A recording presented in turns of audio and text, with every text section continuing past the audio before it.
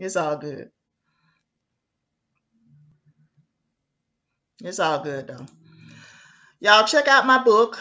It will be out in July. My book is entitled God is on Trial: How Religion Keeps Humanity Under Mind Control and Fear. Let me repeat that. God is on trial. How religion keeps humanity under mind control and fear. It will be out in July. It is available. It will be available in paperback and Kindle.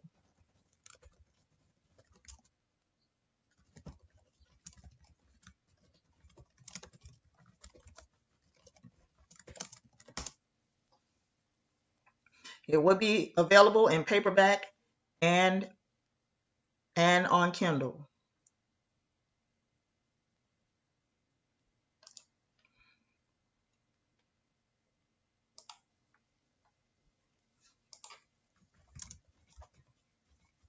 I said it will be out in July.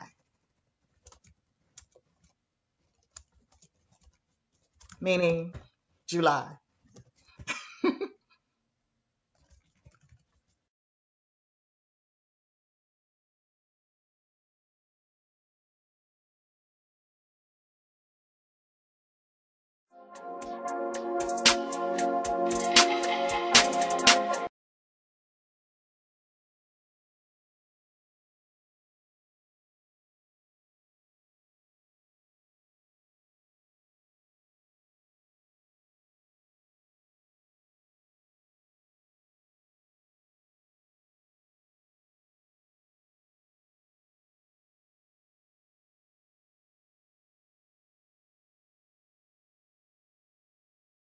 So when we look at how do we move forward and not ask or beg for reparations, how do we take reparations?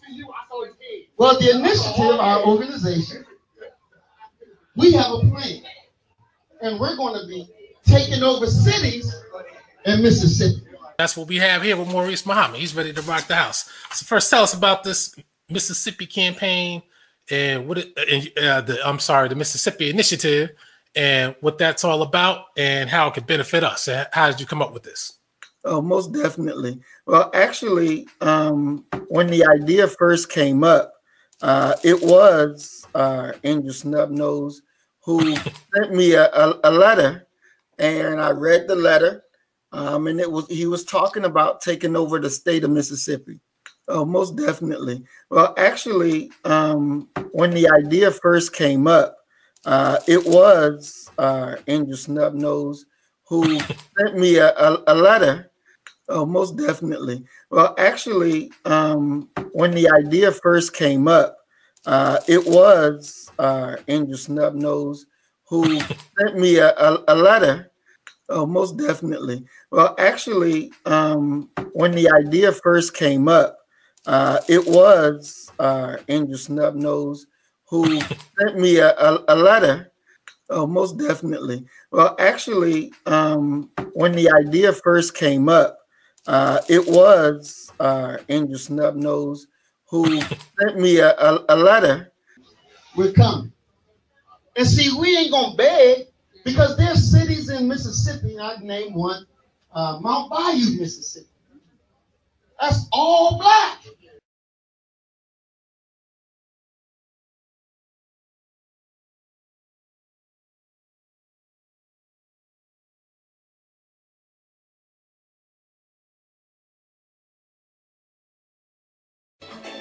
I stand for nature. I stand for anything that is right. I'm pro-righteous, not pro-black. I am pro-righteous and not pro-black. So do your thing. Hey, my brother, you know I had to call you and thank you personally again. I cannot describe to you how happy I was to meet you in person finally. That was just like amazing.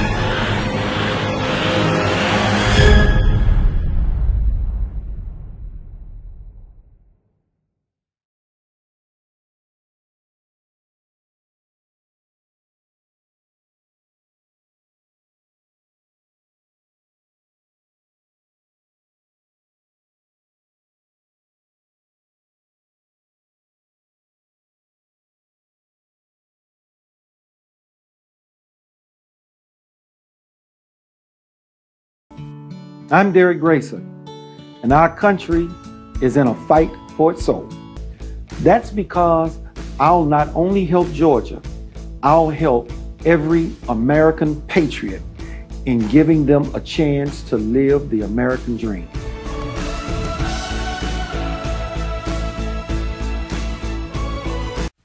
Free your mind and the rest will follow. Be colorblind, don't be so shallow. Speak your mind and change will follow. Now's the time, make your tomorrow. It's your right to vote. Please don't let it slip away. Don't let the few Rule the many. Rock the vote.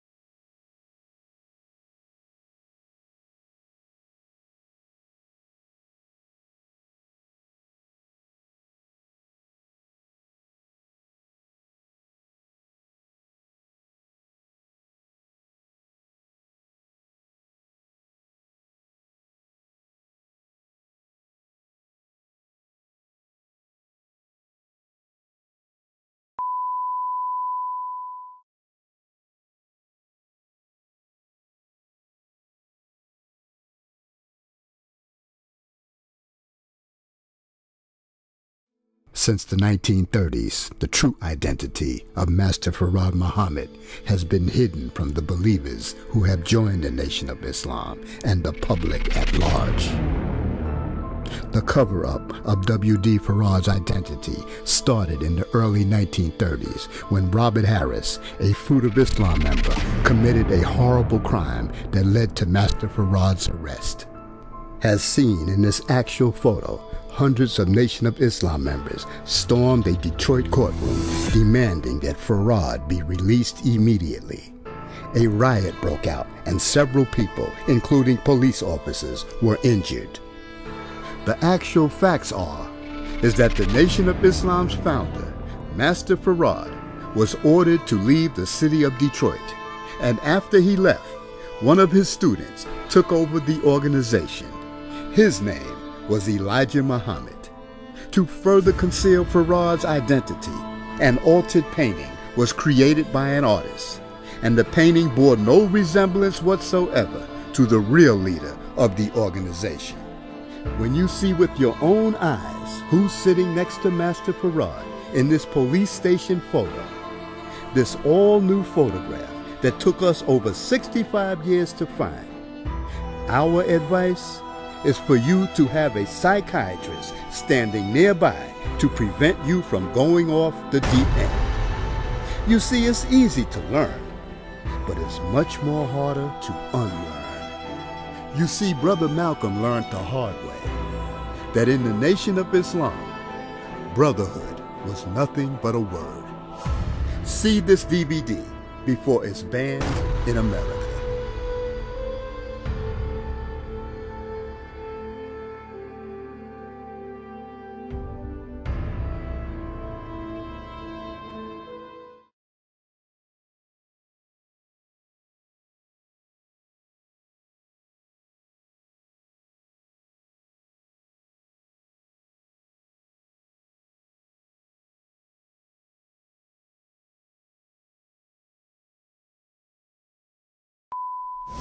Operation Exodus, Mississippi. What is OEM? It is the only real solution for descendants of slaves born in America. The original Mississippi campaign. Anything else is fraud and will not work. It is the process of bringing into reality the promised land that Dr. Martin Luther King Jr. spoke of. It is simply inspiring the so-called black residents of the state to take advantage of their voting power, having a large population to take control of the political systems, laws of their state to benefit themselves, of which brings them power. Power they never had before. OEM has nothing to do with religious, personal, or political beliefs, just wanting to make life less oppressive in this geographical area so blacks can feel safe and operate with less resistance due to racism, forming a type of safe haven sanctuary state for black people.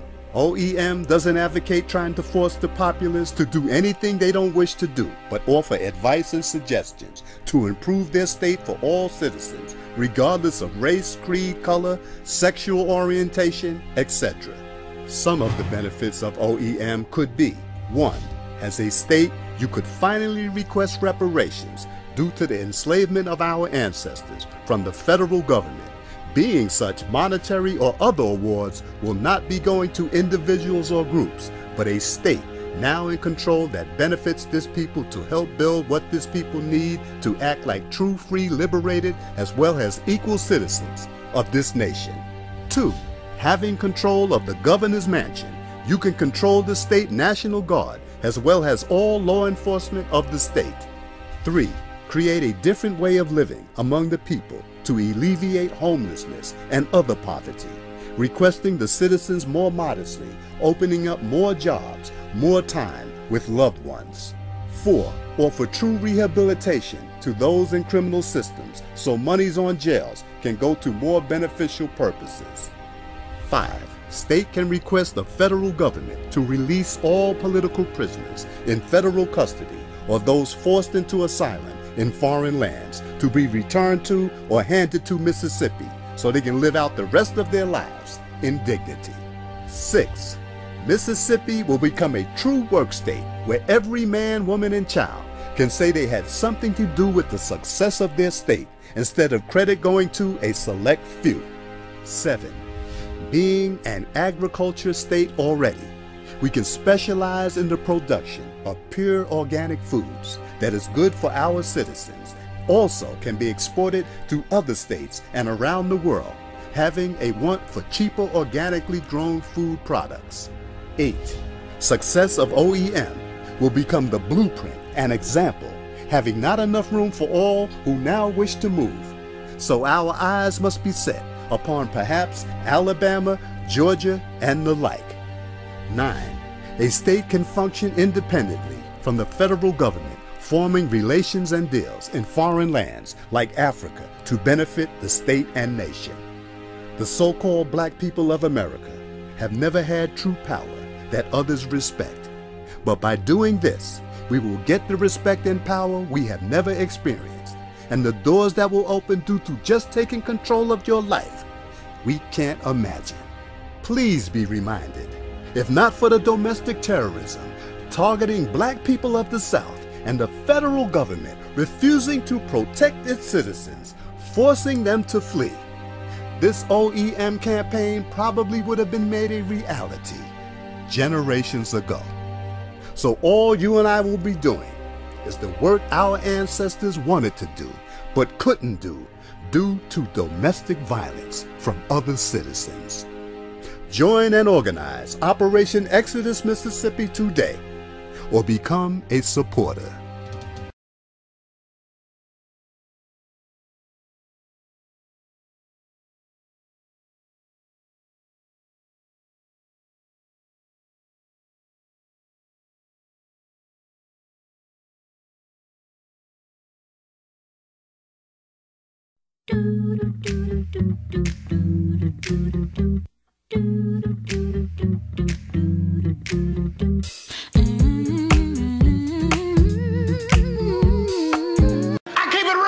What, dear? Because I keeps it real like that. I keeps it real.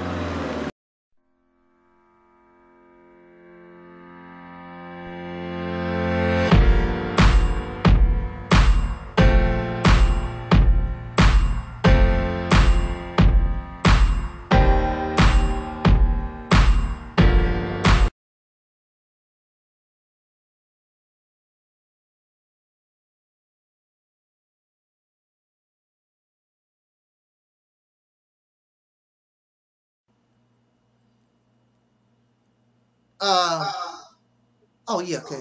Made me lose my thought. Oh, I know what my third announcement was, and I want you brothers and sisters to help me, because I'm a nice guy and I always back down. But I want y'all to help me with this. That guy, Alcorn, that faceless guy, he is banned permanently from my channel. I do not want him on my channel no more. It's over. I blocked him from my email. I blocked him from this channel. He's blocked. I'm done. Oh. Alcorn is over. I don't want nothing to do with him no more. And this is what drove me over the edge. Alcorn sent me $1 to my medical fund. $1. $1. I mean, that's $1. That's couldn't even donate $10. $1. But it's an insult. I mean, couldn't even donate $10. $1. Nothing. Yeah, that was an insult. That was an insult. That's an insult. Yeah, that was. You know, here I am. My health is I'm in bad shape. My health. You took time out to talk to him too. Yeah. You took time out of your schedule.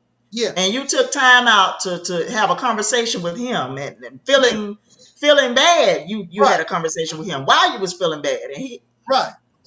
Wow. And I told him, if you ever try to communicate and come on my channel, not only will I report him to YouTube, but I will take legal action. Because then you become a stalker, because you have been warned not to have nothing to do with me anymore. I don't bother you. I don't go to your channel. I don't talk to you. Do not come here. Wow. Go about your business. So, like I said, I know I can be a nice guy sometimes, and I have a little mercy.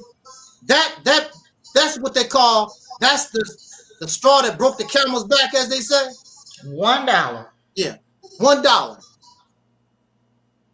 So you think this is a joke? You think, I guess you think that's funny. Yeah, trying to be funny. I was trying to be funny. Yeah. I refunded him his $1. And it was an insult, too. Yeah, and it's an insult. It was an insult, yeah. So, I'm done. So if you ever see me or allow him to come to my channel, make sure y'all start hollering. Really, brother, no. Matter of fact, you leave. Matter of fact, you unsubscribe from me. You unsubscribe from me. He'll create a new username just to, come and mess with you. He's one of those types. He'll create a new username just to come and mess with you. Of course. Yeah. But I will screenshot those names, and when I accumulate enough, then I will go to law enforcement. He would be a stalker, and actually he's crossing over. See, when you cross from state to state, it becomes a federal crime. So on the internet, you're committing a felony. So I would advise them, you leave me alone. I'm not these other people. When I start making my moves on you, I'm not gonna stop till I get your ass in jail. My brother.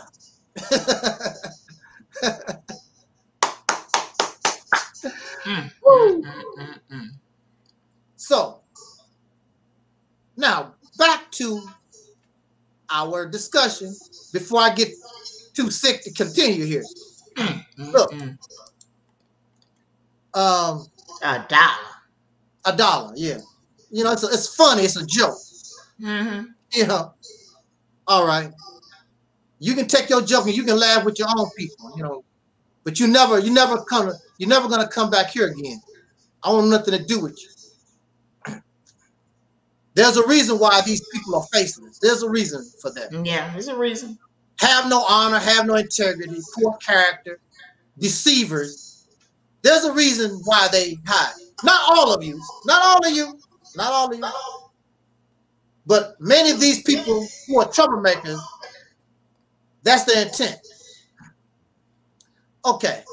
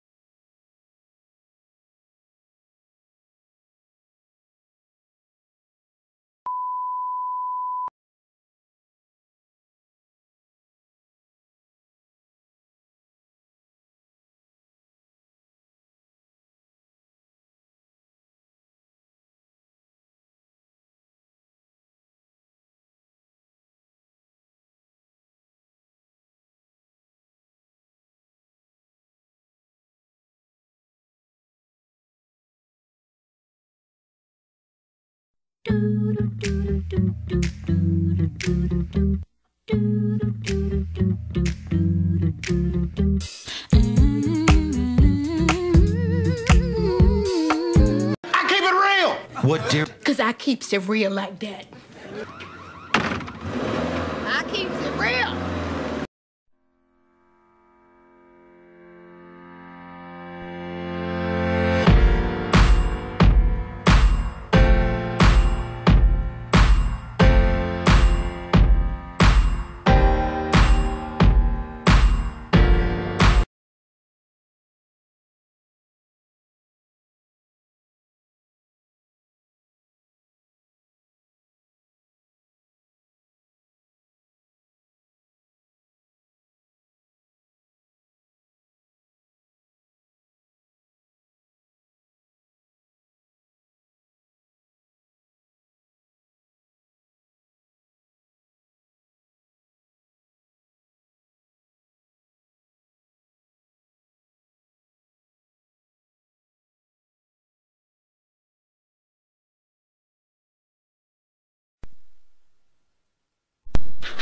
All right, peace. And hotel on road back once again, back to the fringes within the Black conscious community.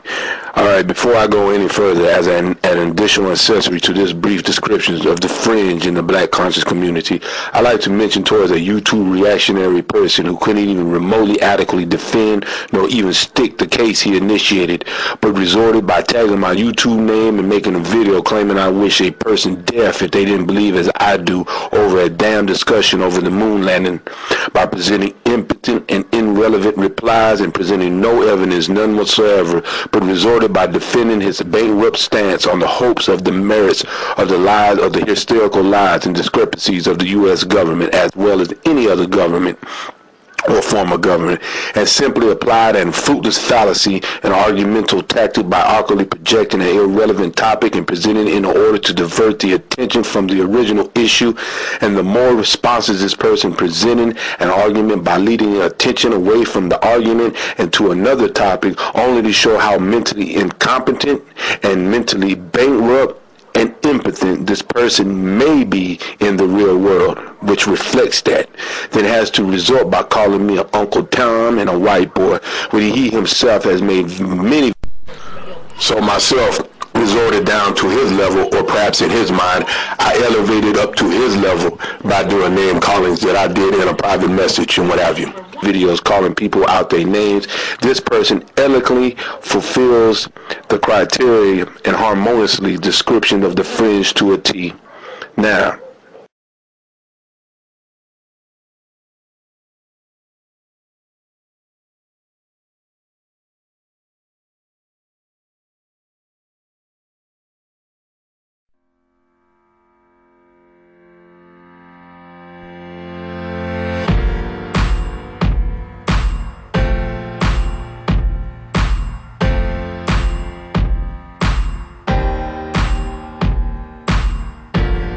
You still rolling?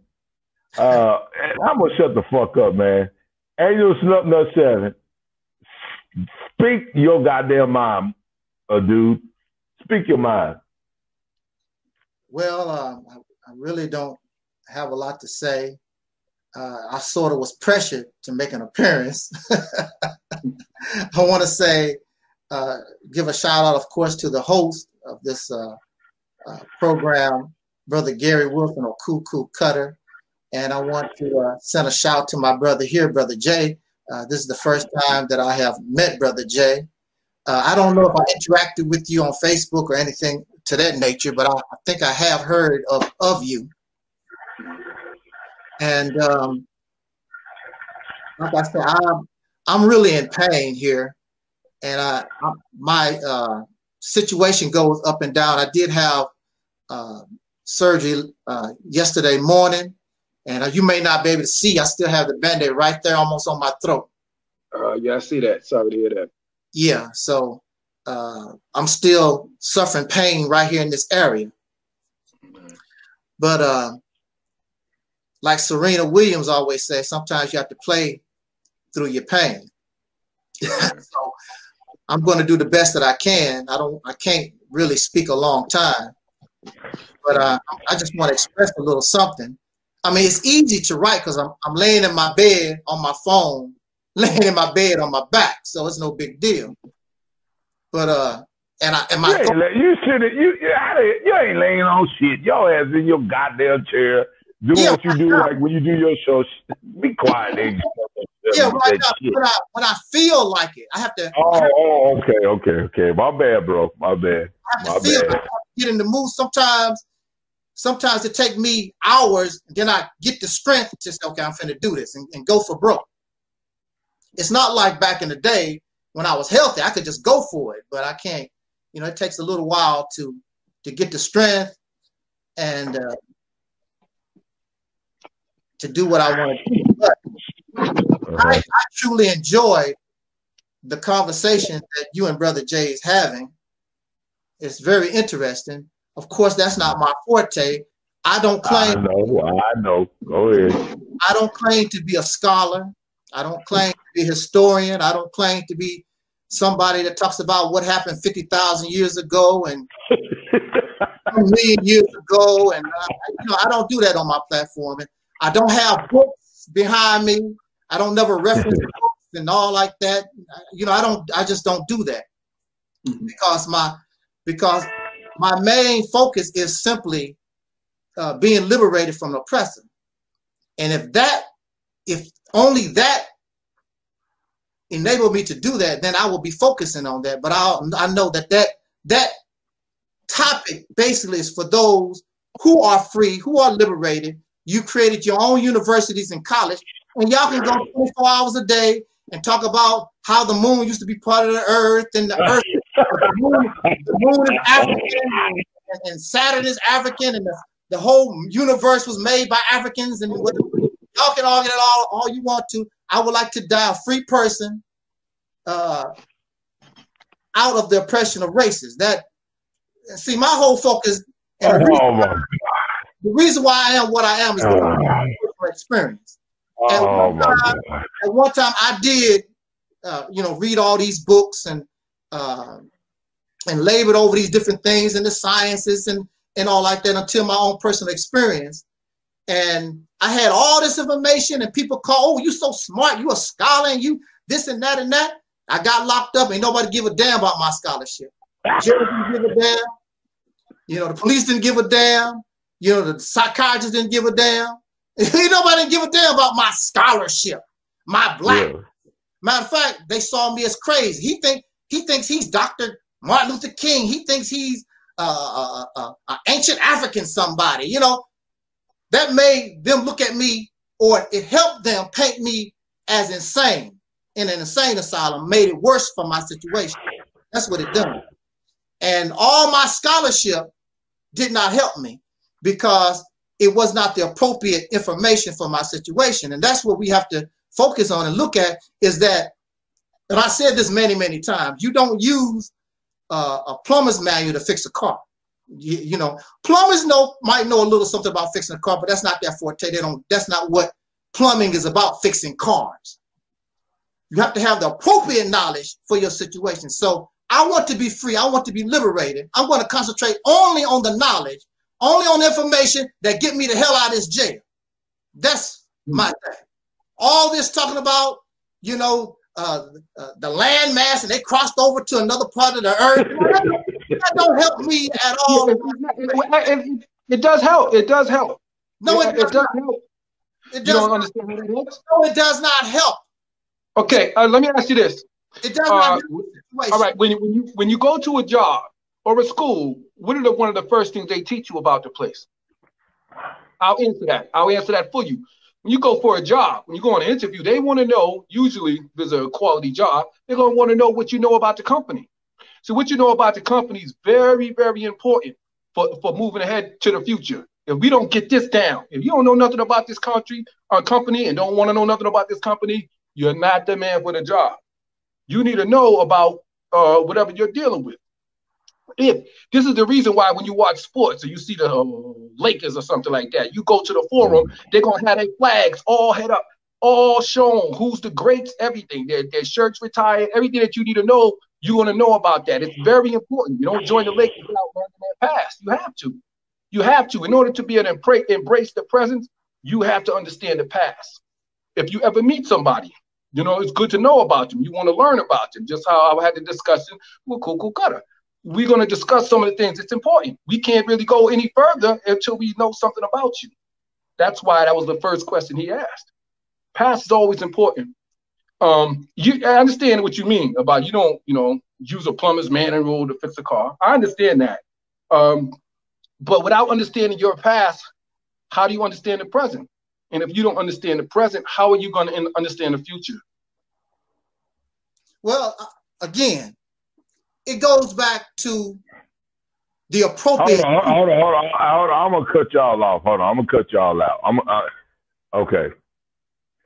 And Angelsnupnup7 got on to me about this, and we talked about this shit. The thing, and part of me, and I respect y'all perspectives and what have you and stuff. My thing is this. It's all about, okay, when I want to learn about molecules and subatomic particles and the binge of boson particles and what I promote is people is to learn how to be critical. That's what I'm doing. Angelsnupnup7 ain't nobody going to motherfucking goddamn give a shit what the fuck you think about. They have no affinity to you. There's small portions of people that do.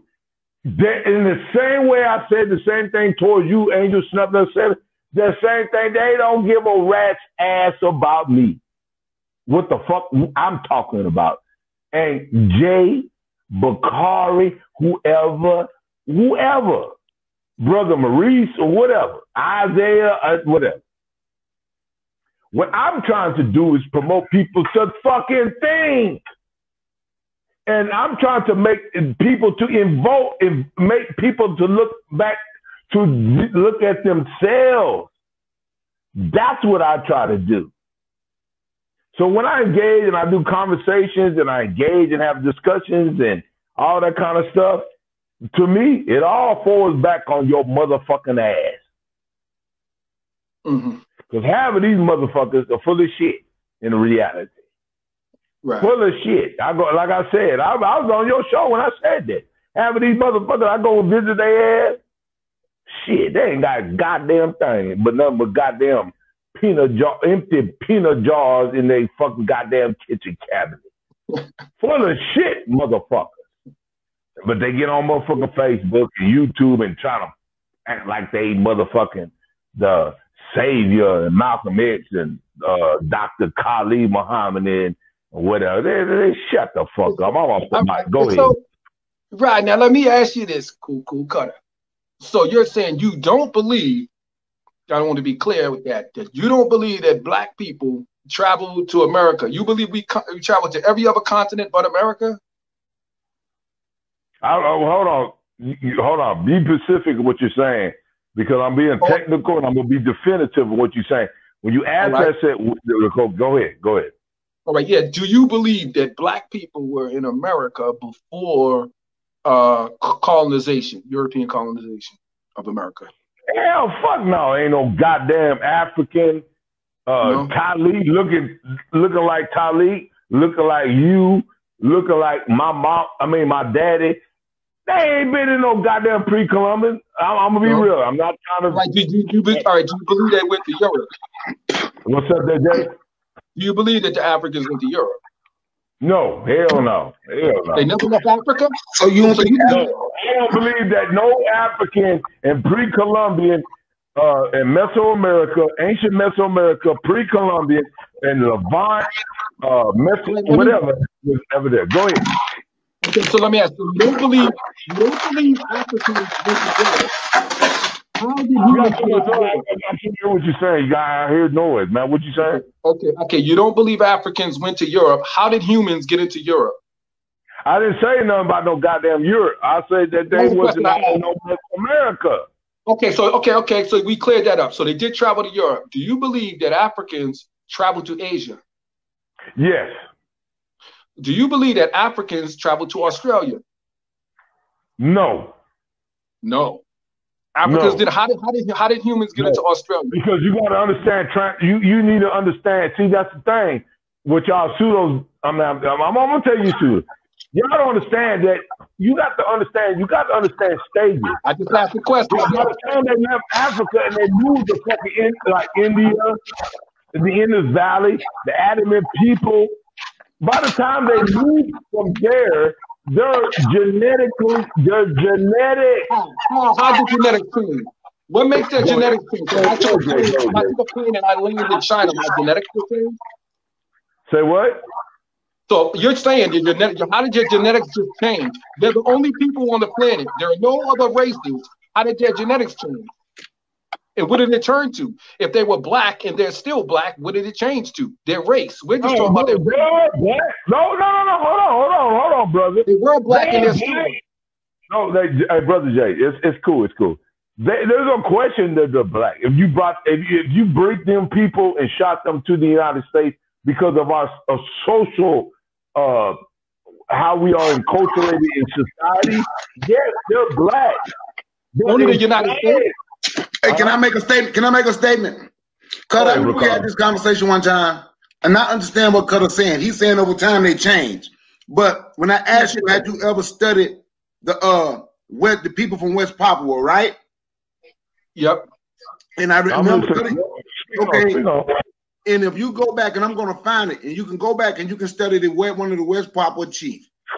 According to him, and according to them, that tribe, the chief, he said their oral history, what they kept in a cave, just like in Australia. They hid from white people and other people when they met them who was fighting them. No, when he went back home, he went to Gambia because he said that's where their oral history, that's the region of the world they came from. Right, see, okay. I understand Clutter talking about science, saying DNA and all that has evolved. I understand DNA evolved, but I also understand what this brother is saying, the DNA evolved, but people like West Papua, you can't look at them and say they're not African. I understand both sides of this argument.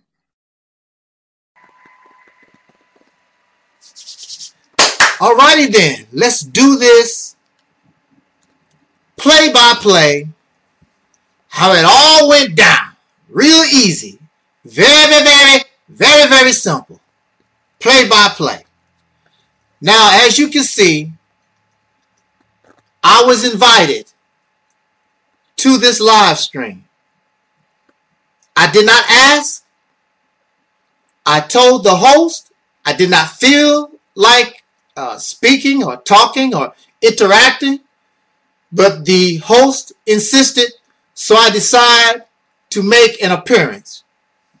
Now, the host asked me for commentary, and as I began to speak, before I could even get into my commentary, the rude guest, another panelist, cuts me off. This is clear. You see this plain as day. Then the host cut the panelist off. You see how this went. It's right there before your eyes. I didn't make it up. Let's continue. But I want to say, and you see this for yourself, how rude, and this is the reason why, and I later find out that this guest was a Pan African. This is the reason why I don't like messing with this type of mindset, because as soon as they hear something they don't like, they got to respond immediately. They cannot just sit back in the cut, take notes, and then when it's your turn, say something. And if you speak up on this matter, now they want to begin to get belligerent and loud and try to speak over somebody and all this silly nonsense, because they cannot handle the real truth. They cannot handle what they look like in real time. In their mind, they look this way. So I got to talk to try to justify where I'm coming from. I want to justify my mindset. This is how it's supposed to go. No, that's not how it's supposed to go. And that's why when I speak, it hurts them so bad, because it breaks up their delusions, this fantasy world they got in their mind. And they want to stay asleep. They want to be unconscious instead of conscious. Let us continue. Play by play. And I hate to use that word. I don't never call nobody no nigga, because I ain't nobody's slave. So whoever choose to be that, they are that. But I don't call nobody that. But they black. But I do understand, and I rock with the science. I can't get on here and say, ooh, what Jay's saying sound good, and turn my back on what I've been rocking with. You can explain it better than Isaiah Israel. You explains it better than him. But I also understand the science side. So let me ask you a question. Just simply, was Napoleon black? Was Napoleon black? No. Yeah. Okay. No. Was the first Vikings black? Could there have been blacks among Vikings? Yes, there could be black among Vikings. Damn, I agree with some people over there. That's what I said on Facebook, that African people was there, and it may have been a few people fighting with them. but that don't make all damn Vikings black. Right. Cutter, you see what I'm talking about, Cutter? Hey, real quick, I'm gonna cut y'all off, man. And it seems like I'm being premature. I want our brother, Angelsnupnup7, to get on the platform and say, based on what he's hearing, and I want to hear his voice and his perspective and his views. Angelsnupnup7, hey, Brother Bakari, I apologize that I did. And I ain't gonna apologize. There ain't no apologize. That's some shit. All right. Okay. You'll come back and you can come back with your continuation. I want to hear Brother Angel Snup, the reality temple of earth, the one and only Angelsnupnup7, to goddamn chime in. Angelsnupnup7, hey, go ahead, brother. I got it for you, by the way. Cutter, I want you to see this for you.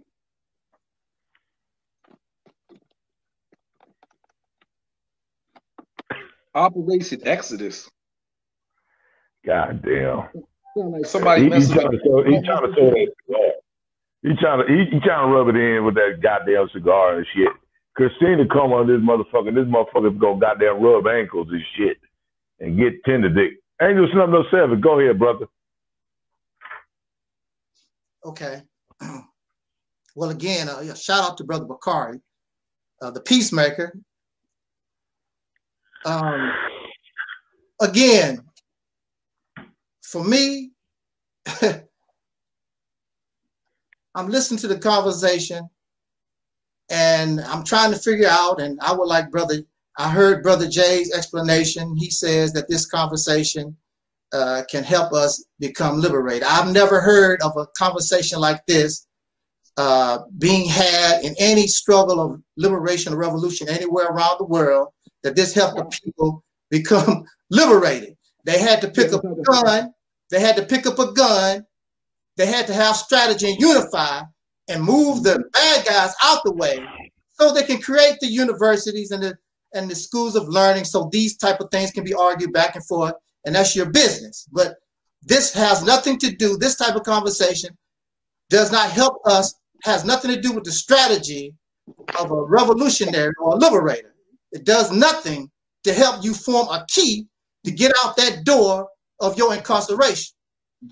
Yeah. And that's where I stand. So it's a wonderful conversation, and it's good, it's great, incredible information. And the reality is it's based on assumptions and theory, because you did not live 50,000 years ago. You did not live 50 years ago. You get information. Hey, Jay, brother.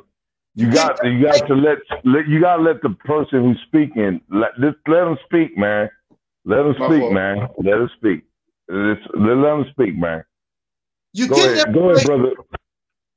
From sources, and these sources can be in error. These sources, anything that comes from a man is fallible. Anything that comes from a man has error in it. There is no factual information, because the same thing that you say, another scientist, another scholar will say contrary. History, and it is proven that history and even science can be made to say anything that you want to say and fit your particular narrative, what you believe in. And Adolf Hitler is a prime example. Adolf Hitler used scholarship, science, history for his own personal agenda. They went out all around the world. He sent his historians and people all around the world to find artifacts or whatever information they needed in order to support their narrative. So this is what you find information, because you wasn't there. So everything is up for interpretation, theory, beliefs, and assumptions. You wasn't there. You don't know.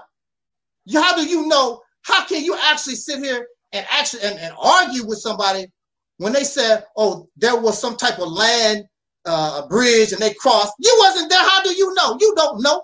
You going by your scholarship, your information, your theory, and another person is going by their information, and you'll be doing this from kingdom come. You'll be dead in your grave growing a goatee in your coffin with this stuff. It does not help me.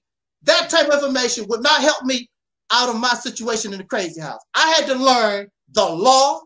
I had to learn what psychiatry was about. Real information, the appropriate information in order for me to get out of my situation.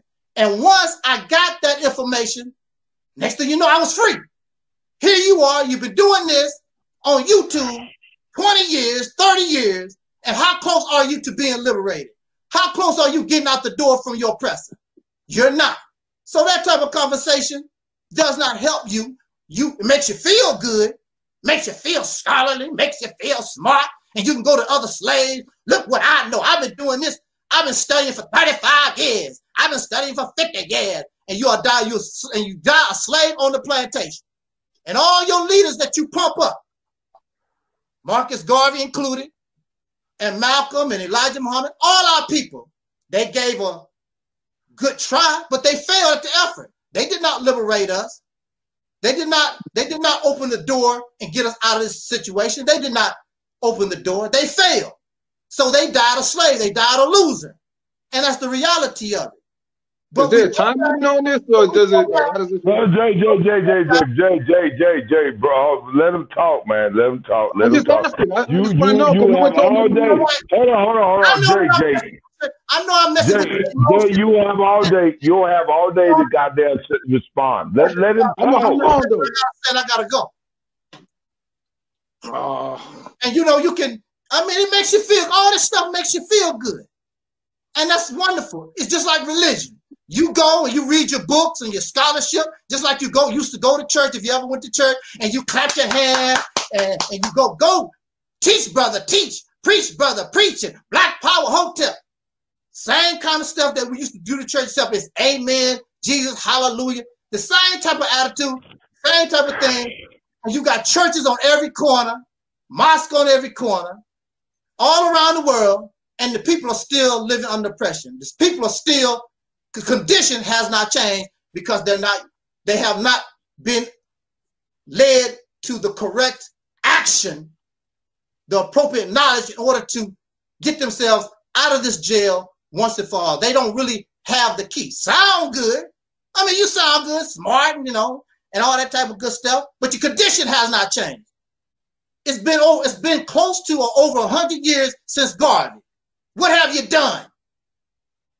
It's thousands of Pan-Africans, thousands of Black First, thousands of Nation of Islam, thousands of Moors. It's thousands of you. And you're still in the same condition. Matter of fact, you can't even replicate what Marcus Garvey did. You can't even replicate what Elijah Muhammad done. You can't even replicate what Booker T. Washington. You can't even replicate. The only thing you can do is science. We used to call it sciencing in the Nation of Islam. Blowing smoke up somebody's backside. And other people who like smoke, they don't mind it. I'm not into it. I want out of the jail. You're not offering me nothing. I want to get out of the jail. I want to be out of incarceration. I want this to end once and for all. That's what I concentrate on. These things will not help me get out of jail. It's as simple as that. And to conclude, I want to go back to the original reason why, brother, I know I'm messing with your emotion. It's just building up, and so you can't even it's just building up and you can't even hold it back. Oh no, brother, that's wrong. Because you're so emotional. All that emotional spirit. It's the same type of thing that we experience in church. I got to tell him about Jesus. I got to tell him about the Africans went to the moon. They used a tree stalk. And used a big rubber band and went to the moon before the white man. You want to tell me about amazing stuff? What somebody did in the past. I don't care nothing about the past. It's over. It's done. The reason why you concentrate on the past, because you can't do nothing in 2020. So you got to talk about what the Africans did. And believe me, this is a good thing. I don't want these peckerwoods to run around here to claim things and act like dark-skinned people didn't do this and dark-skinned people didn't do that. That's not what I'm saying. I want their lives to be exposed. I want that misinformation to be exposed. That's not what I'm about. But what I'm putting before us is that we concentrate on things that's really in 2020 not doing us any good. All this scholarship, it's not doing anything. And you can get angry at me all that you want to. The condition The condition shows you're not going nowhere. As long as you can play on YouTube, and write on the white man's Facebook, white man's YouTube, and you get 3 meals a day, you got a nice house, nice apartment, whatever. Really, you satisfied. You really don't want liberation. You really don't want a revolution where you really have to pick up a gun and get your brains blown out fighting for your freedom. You're not really about that type of action. You're not really about that. It's easier to come on YouTube and talk about, well, you know, 80,000 years ago, the black man took a walnut tree and created a moose. You know, that type of thing.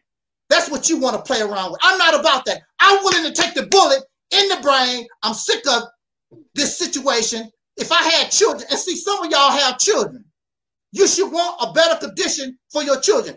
That's why the young people get upset with the elders and talk about the elders didn't do this for us. The elders didn't do that. Here we are in 2020, and you complain, well, the elders didn't do this and the elders didn't do that. Now it's your turn.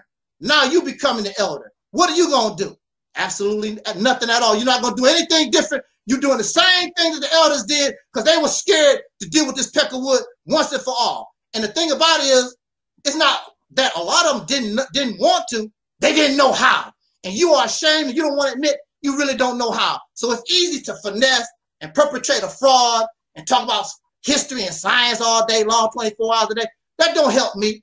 You explain to me how would this information help me get out the nut house? It won't help me at all. It won't help me. It will not help us get out. It does nothing. It educates you. It's inspiring. It's inspiring, but it does nothing to change the condition. 100 years. 100 years. So what do you do? Years tell us it does not. Your condition is still the change. And let me say this before I get out of here. I want to say this before I get out of here about the. That's weak, man. You can't do all that and then leave. Hold on, let me say my thing. You can have it because 10 minutes. It's 10 minutes. Now we want to talk about this unification thing. Oh man, now you switching to another subject. You just went 10 minutes. I want to say this because it was on me. I was given a chance earlier. I talked to you, and you and brother took the conversation over. Now let me say my piece, and y'all can have it. I'm out. I'm already 5,000. Straight, but all right. Now look here. I want to say this about the tribe thing. If it was not for severe tribalism, these Peckerwoods couldn't, and this is a agreed upon thing. If it wasn't, yes, it is. If it wasn't for Africans, there would never been an American slave trade. Those African people helped. That's a lie. That's a lie. Which ones? Which ones? You don't even know history, but you're going to say a lie about history. So which one? Which African nation? Which African group? Who did it? I'm not going to get it. Know. But you're talking about what you don't know. So you're talking about what you don't know. If you don't know, just say you don't know. If you don't know what you're talking about, so you don't know what you're talking about. So don't talk about it. Don't talk about it. They're doing it now. You talk about what you don't know. You don't study history. You don't know. You don't know the answer. So you don't read. I'm not you not. Those who don't read, when you don't read, every country, everywhere, everybody had tribes. Nobody was. Hey man, yeah. Hold on a second. Hold on. Y'all chill out. Come on, dude. It was an hour and 28 minutes when he got on. It's an hour and 30 minutes now. He done went 12 minutes. I'm gonna take it. Hold on. Let brother. I'm gone. Let him speak. Run, man. He gonna throw a rock and run. I'm not run that. Run. Come on, why would you stay, man? Be like a man. Stay there and listen to everything like we had to. That won't even be fair. I got to. You don't gotta go. You just want to say your piece and run. Like throw a rock and run and not deal with the repercussion. Why not stay there and have to listen? Judge for yourself. Judge for yourself. What they say, a picture is worth 1,000 words. Judge for yourself. In the beginning, I was asked by the host to come and say a few words. And the host and a panelist, they both cut me off. Again, after another 30, 35 minutes or whatever, the host asked me to chime in. So I begin to chime in.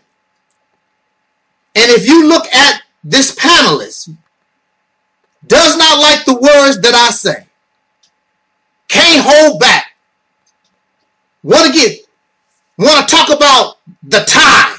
You took my time. You took the time from the very beginning. I didn't get a chance to say what I wanted to say. I would have had those 10 minutes. You took my 10 minutes or 15, whatever it is, that I'm not giving a time. The host has enough respect for me.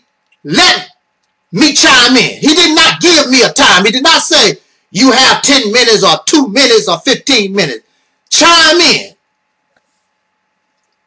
But that's the way these Pan-African, these overly emotional folks are.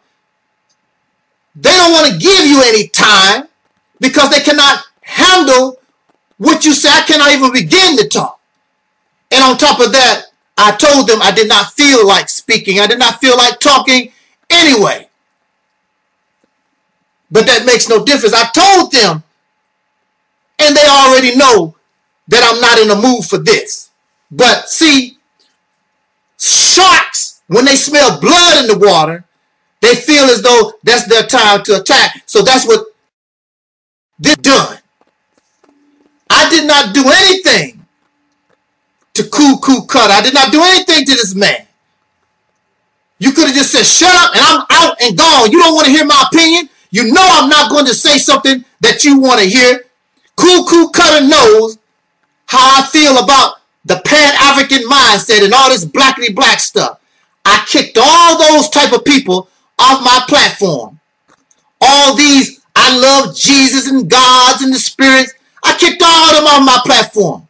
I don't have time for all that over-emotional obsession with this going nowhere ideology. And it is not taking you nowhere. They don't want to hear that. They want to continue to be the big-ass losers that they are. I'm a winner. I don't want to be around losers, pretend winners. I want to win for real. I don't want to pretend to be a winner. So I'm already 5,000. I had a few minutes or whatever to say what I got to say, and I would have stayed to listen to your weak-ass rebuttal. You have no rebuttal. You have no answer.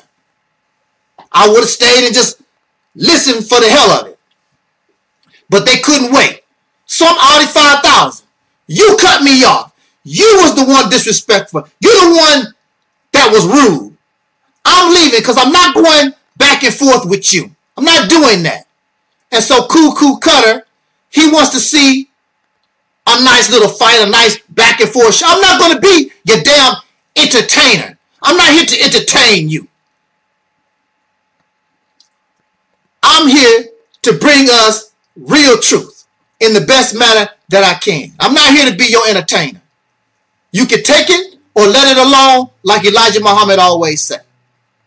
And I'm already 5,000. I'm done. I don't owe you nothing. You're not paying me nothing. I don't have to stay. I'm grown. I'm a grown man. I'm an adult. If I want to be here, I will. If I don't want to be here, I'm gone. You put me in a situation, I don't feel comfortable, I don't like it, I'm gone. And you're not going to force me to be here. I'm not your damn slave. You can bring all this kitty stuff. Oh, you scared, and you this. I don't give a damn about what you said. I'm already 5,000. I'm gone. I'm not doing it. I did that with Maurice Muhammad way back a few years ago in a so-called debate. I'm not doing that foolishness no more. You're not on my level. You're living in the past. 12,000 years ago and all this hotshot philosophy, and your ass still a Negro slave living in America. It's thousands of you with this mentality. Or be just like Gary. Just be a comfortable ass slave and just learn how to tolerate every damn thing. Nothing but a bunch of comfortable slaves. What conversation are people who are slaves you're going to have with me, and my mind is liberated and free from religion, that black scholarship, this American society. My mind is liberated from all that garbage.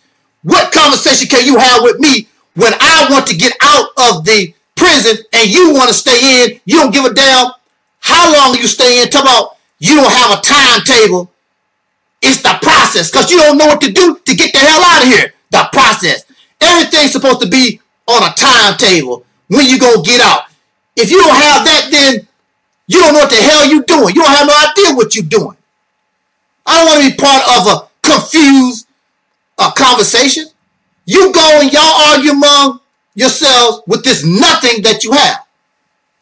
And so Gary is angry because I refuse to play that. I'm not doing it on my channel. What makes you think I'm going to come to your channel and go back and forth with this howdy doody, pretend to be African, whatever the hell they supposed to be, guy that I don't even know.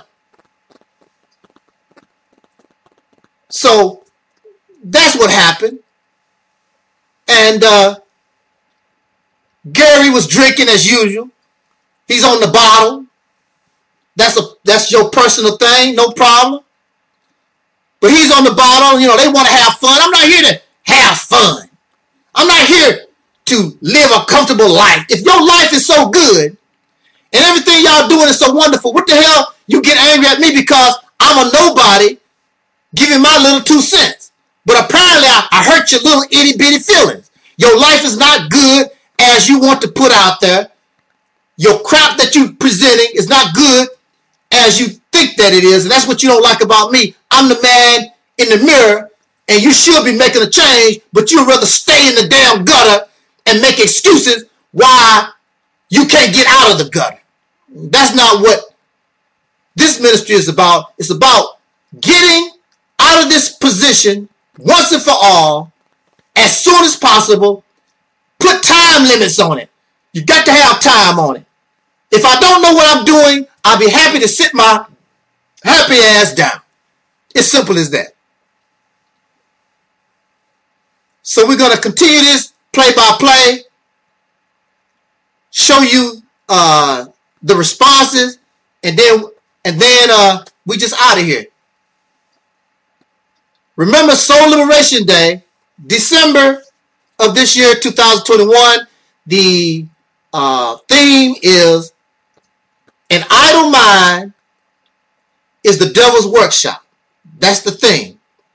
December 7th. More details as the months progress. Soul Liberation Day 2021. I want to thank everybody for donating to my medical hospital fund.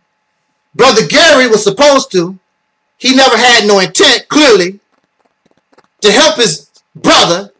He didn't have no intent.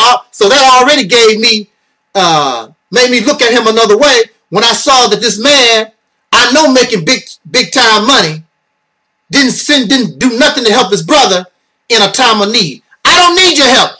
I don't need you. I didn't need your help in 2007, 2008, 2009, 2011. I don't need your damn help. Y'all go in science and talk about a 50,000-year-old river and monkeys, African monkeys that went to the moon or whatever the hell y'all want to talk about. I could care less. My position is simply to change this condition and get the hell out of jail. I don't have time to be monkeying around with some books. That stuff don't mean nothing. Clearly it's not changing your condition. Make you feel good. Make you feel smart. I've been studying this 35 years. I've been studying this 40 years. So what? Who's supposed to be impressed? I got a college education. I got a psychology degree. So what? What is that? Has it really all this done for you? Absolutely nothing. Nothing. But it makes you feel good to get around other slaves who don't have your 35 years of research and information and your college degree. But I don't have all that. You don't impress me. You're not saying nothing. And I can prove to you and show you that it's nothing. And that's what makes these people upset, because they want to feel smart. They want to feel scholarly. And you're still wrong. You still come up with the wrong conclusions. You still come up with 1 + 1 = 3. 3 + 1 = 18. You're still coming up with the wrong conclusions. I thank you for supporting Sister Noble. Get her book, God is on Trial. Gary did do that. I don't know why. He got the book, God is on Trial. And again, Soul Liberation Day, December 2021. The theme is going to be An Idle Mind is the Devil's Workshop. And I hope to have again as a guest. Maybe, no, I wasn't really planning on having a guest. I'm going to come up with the subject. The theme is An Idle Mind is the Devil's Workshop. And I'm just going to talk. Because if you notice, on my Soul Liberation Day 2020 or 18 or 19, I invite guests. Now see, I don't even get upset. I didn't even say nothing about it. Now, I invite you as a guest, and I allow you to say what you want to say before the keynote address. The keynote address is Angelsnupnup7. I'm trying to deliver my address, and I'm cut off. Never fail. Go look at them. I'm cut off. I did not say nothing during your opening when I gave you the floor. I did not say nothing. I did not cut you off. Nobody. They say what they have to say. When I began to speak and deliver my keynote address, I got cut off. But now, did you see me? I did not get upset because I usually take notes. I let them cut me off. They say what they got to say. And because I have these notes, I'm following a guide. I can go right back to where I left off. See, and I tolerate, that's rudeness. I didn't say nothing all these years. I did not say nothing. But now, there won't be any guests. I'm just going to deliver this keynote address. And there might be somebody that might want to be with me that day. But we have an understanding. I'm just going to deliver this message that I feel as though we need and call it a year. So with that said, I'm going to post Gary's reaction to my leaving that platform. I did not want to deal with these Looney Tune, Afrocentric, blackity black, whatever the hell they want to call it. I'm not going back and forth with you with that. So if Gary's upset over that, too bad. Hasta luego, adios amigos, bon voyage. Makes me no difference. I'm already 5,000.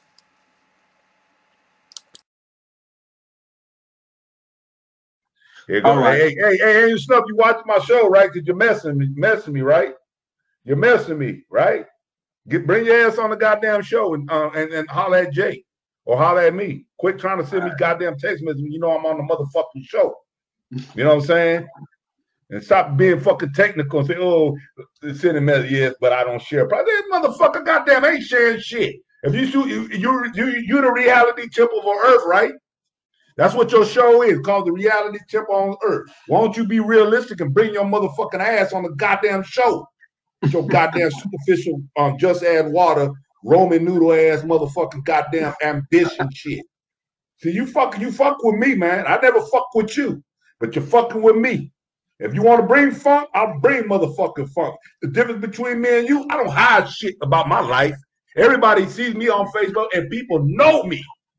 I show my negative, I show my positive, I show my cons, and I show my pros. What about your ass? If we dig up some motherfucking shit about your life, how about if we know about your motherfucking life what I know about your motherfucking life, bitch? So bring your motherfucking ass on this motherfucking show and quit being a fucking cow, you fucking living in the four walls and a roof. So bring your motherfucking ass. So shut your goddamn ass up, motherfucker. Everybody's against your motherfucking. Maurice don't like your ass. Israel don't like your ass. Bakari, I'm gonna bring Bakari. Bakari likes you. I like you. And God in Hollywood don't like your motherfucking funky ass. So bring your motherfucking ass on this goddamn show and be a fucking man about shit, motherfucker. God damn, texting me and telling me shit and what have you and stuff. But your ass got videos talking about everybody's religion, talking about people, and call me a goddamn animal abuser. Because your ass got a fuck. He called me a fucking animal abuser. Wow. Bitch made ass nigga. Fuck you. Don't worry about it. That's why your ass is miserable. Your life sucks. He's watching my video and he's texting me. That one nigga that you were talking to. Right, yeah, I know you. He probably a sucker that probably called my fucking job. Sucker ass. He a sucker, dude. He's a mental case, man. He's a mental case. He's a fucking mental case. Yeah, he probably called my fucking job like a lot of people do. They call my job, think they can fire me and shit. Yeah, When they already know, they watch my videos and shit. They can't fire me. You know? But go ahead. Sorry about for that distraction. No, that's quite all right. Being a whole ass motherfucking shit. That's why nobody likes his ass. Right, I don't understand why he won't come. It's like it's just like he's an idiot. He's smart when his ways, but he's a fucking coward. He lives in a world, and his head, his receipt. Well, he ain't got no receipt and shit and what have and stuff. His turtle nose and what have and shit. He lives in a world that he talks with himself. He's borderline schizophrenic. He talks to himself. He's combating himself. He thinks everybody's listening to his funky ass. Nobody listen to him. I listen to him because I used to, I got respect for him. But he's a sucker. He's an impotent, bankrupt, just like I said, just add water, Roman noodle activist who thinks that everybody's listening to him and they're gonna somewhat listen to him. Like I told him, my mama don't give a fuck about your ass. My homies don't give a fuck about you. My kids don't give a fuck about you. 42 million Black Americans don't give a fuck about what you talk about. Nothing. And I come on this show, and I never claim to be an activist. I'm not trying to save people. I'm not trying to do anything. I'm not trying to do anything. I'm a professional truck driver. I'm not a scholar. I'm not a historian. I'm a shade tree person that loves to talk about science. I love to talk about that. Just like people want to talk about sports, they want to talk about fishing, they want to talk about collecting turtles, seashells at the ocean. 7 billion people it's not like you, idiot. God damn. Go ahead, Jay. So he's not gonna come on. I mean, because I would like to go back and discuss more with him. I don't, like you said. I don't even remember what the fuck y'all got. Oh, he got mad. What was he talking about? Big ass on the show. Angelsnupnup7. I mean, you super whatever. You super whatever, and you want to be the leader of the Mississippi Exodus campaign, but then you want to go to Mississippi. You know good and well them white folks gonna fuck your ass up. Right. The first thing they say, your ass gonna be tight with them and shit, and then you're gonna get on YouTube and run your fucking mouth and shit. Fuck you, man. Go ahead, Jay. What were y'all arguing about? Really nothing. I just, what I'm saying, because he got that good time. You gave him enough time to go on him, and he just talked about everything. You know what I mean? He was like against everything, but he's like the dude on the team that, we have time, we down by 10 points, and he's just pointing the finger at everybody, and I mean, that's him. Oh, there's no need to try to do anything, and you're a waste of time, and he's just saying a bunch of nothing really, you know what I mean? But I appreciate it, you know what I'm saying? Because, we once again, we oppose each other. We should be able to go back and forth, Well, you don't know how to debate. You don't know how to debate. If you look at the videos and how y'all discuss and what have you, what he is, he's neurotic and he's fixated because he has this mythos in his mind. I call it armchair logic. He don't, and I always say that you can tell that he read books and what have you because I can listen to his articulation and his vocabulary, his repertoire. So I can tell he's educated in some way. But in this modern time, you can tell that he just relies on instinct. He relies on his mind and what have you, shit. Like he defies DNA and all this other bullshit. Then he comes with his theories and shit that we're hybrids and whatever. And I told Brother Bukasi, this nigga right here is hurling subliminal. When we start talking about African DNA, this nigga gets on the goddamn Facebook, his YouTube talking about Africans and Aboriginal is stupid. He do shit like it's whole shit. See, what it is, he's disjointed. You can tell that he doesn't associate with people. Right. He associates with people, but he's out of touch with. Yeah, because he's real bitter. He's so bitter. He's miserable. I call it. He's miserable. His life sucks, man. His life sucks, and then you want to accuse me. I'm an alcoholic and whatever. You goddamn right. I fucking drink. I drink, whatever. I ain't drink today. I had a shot today though, but I fucked up last night though. That was my motherfucking fault. And he said, I get people threatening me, trying to kill me. People calling my job. People sending me messages they want to kill. I got a video of him saying that. You know, I'm not worrying about that fucking shit. Like I said, the last time I give a fuck about a motherfucker talking about me, about their opinion, like I said, the last time I try to pay my bills with it. They don't do a goddamn thing, Jay. But let's get off this motherfucker, man. But Jay, but anyway, what was y'all if you can refresh the argument?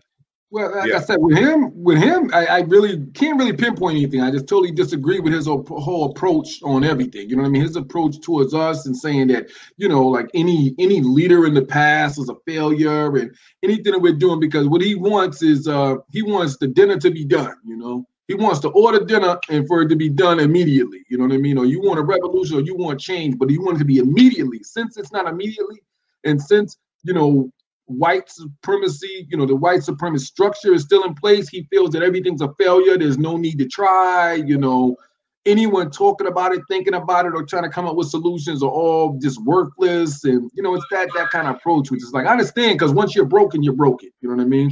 As I said, I played on sports teams when I was younger, and I know that, you know, a lot of people get on the team and sometimes they just totally suck. And that's the kind of person you can't listen to. You join the team, they be trying to get you not to listen to the coach and not to follow nothing. And, you know, if your team's losing, they're accusing people. They're just, you know, it's just a poison to the team. And he's a poison to the team. And in this point, team is race. It's like a poison to the race, you know. His encouragement is to not do nothing. Do not focus on anything. Do not discuss it. Do not, you know, try to look for solutions, you know. And like some people look at discussions as worthless, you know. Like that's not building, that's not anything. But those are the people, once again, who don't look at history. And when you look at history, you'll see that a lot of times, whether it's you know, someone writing, you know, Patrick Henry, you know, or somebody saying, you know, like, give me freedom or give me death, or, you know, people writing magazines like Common Sense and all of these, you know, that was Benjamin Franklin, you know what I mean? People have discussed, had conversation, whether it's in writing or like we're doing verbal right now, that have built and led to change, revolution, and led to progression, you know what I mean? Especially in this country. But people like him don't think that does anything. So us holding discussion, really, that's building. It's value. There's value in just having, even in disagreements, because you put information out there that allows other people to weigh that information out and take what they want. You know what I mean? Or make sense of what they're hearing. You know what I mean? Which is obviously it's a positive for anybody. You know what I mean? That's trying to learn and trying to, you know, find solutions. It's a positive to know these things, and it's always a plus to hear other sides. You know what I mean? When it comes one way, that's why I said when I'm on my page, I don't talk. I don't say nothing. Just information, I'll just put that out there. You know, but when someone challenges, that's when it becomes good. When someone disagrees, that's when the discussions comes good, and that's when you'll see me enter a conversation. You know what I mean? I'm only good when someone disagrees. If you disagree with it, then I don't know what to put out there. I'll just keep putting information. You know, I'll put information all the time. You know, it's when someone says, hey, that's not right, that gives me a chance to show what I know and why I believe it's right. And it gives them a chance to look and say, okay, this makes sense, that makes sense. But, you know, if they want this other part doesn't make sense to me, it's worthless, you know, it lets them decide. And that's power. That's power for the people. You know what I mean? And I don't think he understands those things. A lot of people don't, you know, this is just talk. It's just all talk. Like there never was a revolution, though, that didn't begin that way. No revolution across the world began without, you know, this is what they call agitation, or, you know, people get involved. They'll you know, as I said, looking at the building of this country, you'll see that there were a lot of people writing way before the revolution took place. There were people saying, hey, this is wrong. They're doing that wrong. You know what I mean? Hey, they done killed Crispus Attucks over here. You know, they call it a massacre. It's like, okay, 3 people died. They're like, oh, no, it's a massacre, you know. Explaining it, getting people hyped up to want to go against the King George III, you know. You need those, you need the discussion. That's very important. It's not a waste of air, you know what I mean? A lot of those discussions you can still go back and read about right now. That's how impactful they were, you know what I mean? You got David Walker and brothers like that who are writing about, you know, Pan-Africanism and black people standing up, black people that are enslaved, standing up and fighting. People, he wrote about stuff like that. Someone would say, oh, he was talking, he was just writing, that was nothing. But no, those things came to pass. Those things that he was pushing, those ideals and ideas are being pushed. you know, which help future generations. You know what I mean? And so, Man, that's well said. Well said there, brother JC. Well said, and what have you stuff.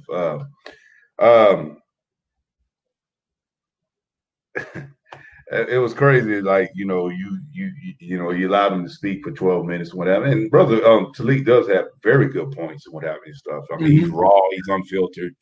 I value his opinions and what have you, his perspective and what have you stuff. I know last night it got out of hand, and that's my fault. I'm the one that's the host, so I'm responsible for it. So I kind of should have kind of